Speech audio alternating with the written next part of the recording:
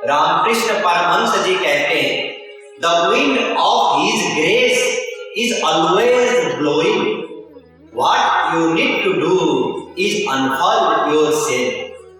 अर्थात भगवत कृपा निरंतर हो रही है, हमको तो बस सन्मुख होना है, शरण में जाना है। अब भी एक डाउट है, क्या फिर भी व्यापार तो हो गया, मान तो निरंतर कृपा कर रहे हैं, फिर भी शरण में तो जाना पड़ रहा है, कुछ तो लेना देना अभी भी है। देखिए व्यापार नहीं है। मान लीजिए सर्दी के समय में हम कमरे के अंदर ठंड में कांप रहे हैं ठंड से, और बाहर धूप है, हम कमरे से बाहर गए छत के ऊपर या बाहर गए, तो जैसे ही हम बाहर गए तुरंत धूप पड़ गया हमारे ऊपर, हमको अच्छा लगा। तो जो हम छत पे गए, कमरे से बाहर गए, क्या ये सूर्य के लिए हम कुछ मूल्य चुका रहे हैं क्या? नहीं। वो सूर्य तो अपना जो ताप है, किरण है, वो तो निःशुल्क दे रहा है, सबको दे रहा है। हमको तो बस अपने कमरे से बाहर तक जाना है। मान लीजिए एक दुकानदार कहे कि अमुक दिन सवेरे जो भी आएंगे हम फ्री में अपना जो दुकान का सामान है दे देंगे, उन्होंने घोषणा कर दी। लेकिन उसके लिए भी हमको दुकान तक तो पहुंचना है। अगर हम दुकान तक पहुंचे और कहे अरे आप व्यापार ही तो कर रहे हैं, देखिए आपके सामान के लिए हम घर से यहां तक पैदल चल के आए, तो सामान का पैसा नहीं दिया तो क्या हुआ, कम से कम आप तो गए। अगर कोई ऐसा तर्क करे तो मूर्ख है। इसी प्रकार हम जो भगवान के शरण में जाते हैं, ये भगवत कृपा का मूल्य नहीं है। क्यों? क्योंकि जब भगवान कृपा कर देते हैं, सोचिए कितनी बड़ी चीज दे रहे हैं, अनंत आनंद दे रहे हैं, अपना सब कुछ दे रहे हैं। ऐसा आत्मा पात्मा विजरो मृत्यु विश्व विजिगत्सो पिपासा सत्य कामा सत्य संकल्प छांदोग्योपनिषद 8:7 ये सब शक्ति भगवान दे देते हैं जी। दिव्य इंद्रिय मन बुद्धि दे देते हैं, त्रिकर्म त्रिदोष पंचकोश पंचक्लेश सब बंधनों से उसको मुक्त कर देते हैं। भगवान की भक्ति शक्ति भी दे देते हैं, जिसके अधीन में भगवान स्वयं रहते हैं, उसका समस्त पाप पुण्य क्षमा कर देते हैं और सदा के लिए योगक्षेम बहन करेंगे, उनकी दासता करने के लिए तैयार है। जीव को क्या करना है? बस शरण में जाना। तो इसीलिए शरणागति भगवत कृपा का मूल्य नहीं है, पहली बात। और भगवान निरंतर कृपा कर रहे हैं, उस कृपा के लाभ पाने के लिए हमको शरण में जाना है। जैसे मान लीजिए एक पिता या राजा कहे, अपना जो उसका बेटा है उस पे उसका बहुत प्यार है, वो चाहता है कि मैं अपना सब कुछ उसको दूं, राजा बना दूं। लेकिन वो जो बेटा है उसको उस आसन तक तो पहुंचना पड़ेगा ना। आसन तक जाने का जो उसमें वो कष्ट उठाता है, वो मूल्य नहीं है राज्य का। लेकिन राजा भी मजबूर है, ध्यान दीजिए। ऐसा नहीं है कि भगवान अगर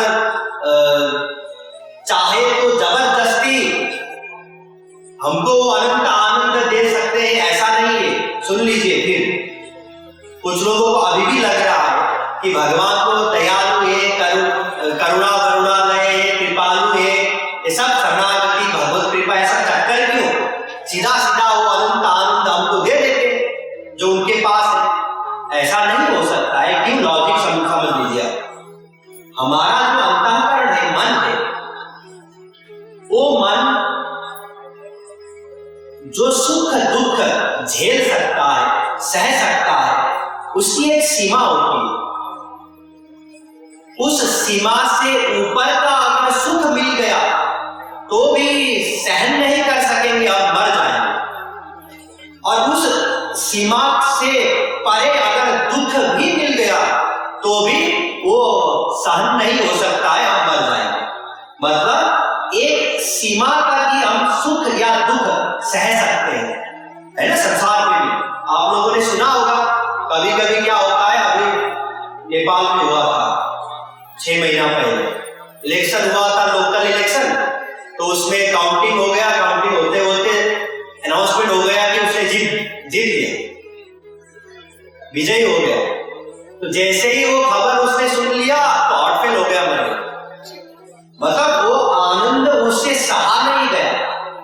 ऐसा होता है कभी कभी, लॉटरी हो जाता है तो कुछ लोग वो सुन के कि अरे करोड़ रुपया मिल गया तो हार्ट फेल हो गया। जब संसारी सुख ही जो विशेष सुख है, मान लीजिए अगर स्वर्ग का सुख हमको दिया जाए फ्री में, स्वर्ग के कोई देवता या कोई अप्सरा यहाँ पे उपस्थित हो, वैसे उनका शरीर तेजस शरीर होता है, हम अपनी आंखों से नहीं देख सकते उनको भी, लेकिन अगर हम देख ले, अगर उनका जो सुगंध पड़ जाए, जबकि ये सीमित है, अनंत नहीं है सुख, तब भी हार्ट फेल हो जाए सबका, हम में से अधिकांश लोग मर जाएंगे। इतना सुख मिलता है उनको देखने पर, उनके सुगंध लेने पर।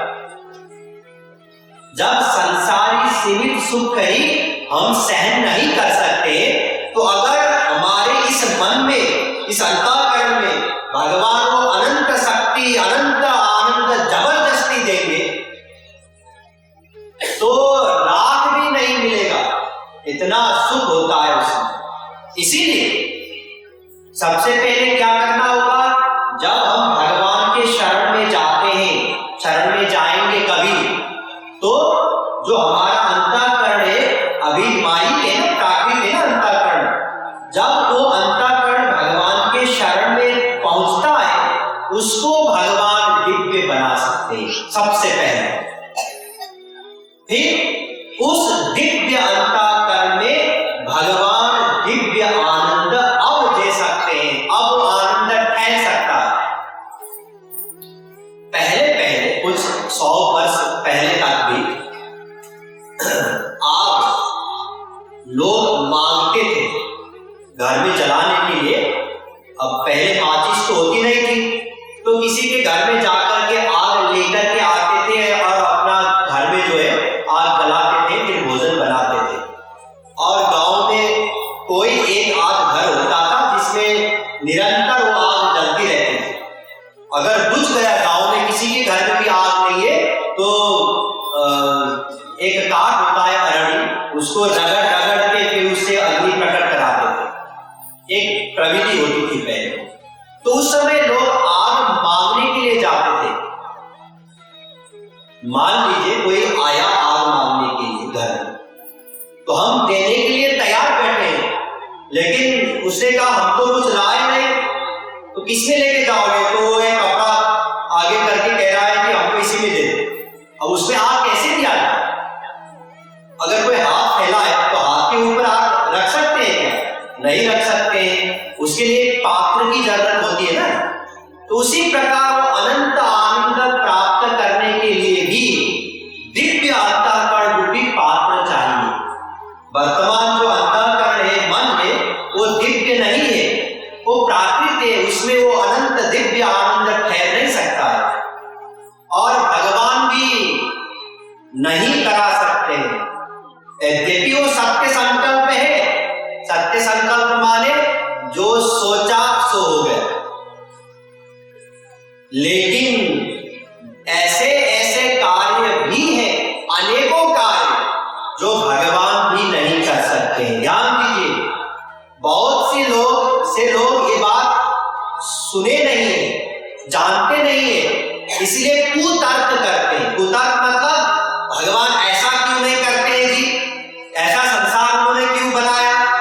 अरे उनके हाथ में बहुत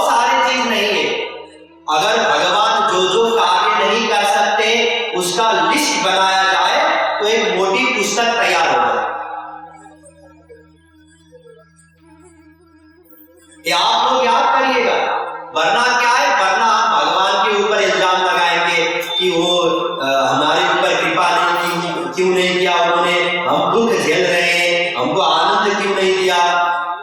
उसका एक प्रोसेस है, एक तरीका है। सबसे पहले जब हम भगवान के शरण में जाएंगे तब अब भगवान को अपॉर्चुनिटी मिल गया, भगवान को देने के लिए तैयार बैठे हुए हैं ना, वो तो निरंतर प्रतीक्षा कर रहे हैं कि कब मेरे शरण में आएगा जीव, कब। जैसे ही कोई जीव शरण में जाए तत्काल उसका अंतःकरण वो दिव्य बना सकते हैं, अब बना सकते हैं, फिर अब दिव्य आनंद देंगे, अनंत आनंद। तो इसीलिए अब समझ में आ गया कि पहली बात कि भगवान मजबूर हैं, जब तक हम शरण में नहीं जाएंगे भगवान कृपा नहीं कर सकते। और दूसरी बात, ये जो हम शरण में जाते हैं ये भगवत कृपा का कोई मूल्य नहीं चुका रहे,